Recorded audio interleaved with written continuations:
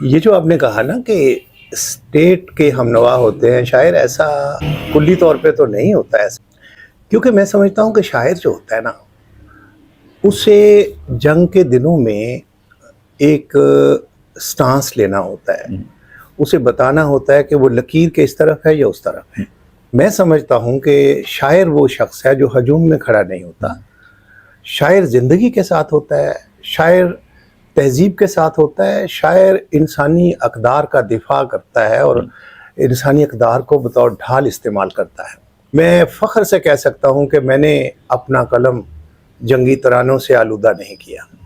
یہ جو جنگ ہے، یہ میں سمجھتا ہوں شاعر سے براہ راست اس کا ایک تعلق ہے۔ پرانے زمانے میں نو ڈاؤٹ ان کی ایک نظم جو ہے وہ جنگ کو ہوا دے سکتی تھی۔ مثلاً آپ دیکھیں کہ عرب کے قبیلوں میں اگر آپ ایک عورت پہ ایک نظم کہتے ہیں، قصیدے میں ایک حصہ ہوتا ہے تشبیب، وہ ایک تشبیب جو ہے نا سارا معاشرہ جلا کر راکھ کر سکتی ہے، اور شاعروں نے جنگ سے کسی نہ کسی طرح کا نا تعلق ظاہر کیا۔ مثلاً ہومر جو ہے اس کی جو نظمیں ہیں وہ جنگی مناظر کو پینٹ کرتی ہیں۔ اس کے مقابلے میں آپ دیکھیں کہ ایدونیس یا محمود درویش یا جواز جعفری، ان کی نظمیں جو ہیں نا یہ ان مناظر کو پینٹ نہیں کرتی، ان کی نظمیں جنگوں کی مخالفت کرتی ہیں۔